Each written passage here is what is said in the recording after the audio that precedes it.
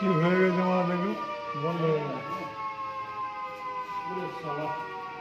আপনার সাইরেন যে আছে না মানে বৃষ্টি পড়ার জন্য বৃষ্টি হওয়ার জন্য তো ইয়েটা হয়েছে শর্ট সার্কিট হয়েছিল ওইটা মাঝখানে মধ্যে স্লিপ হয়ে যায় এটা মানে রিসেট করতে হবে।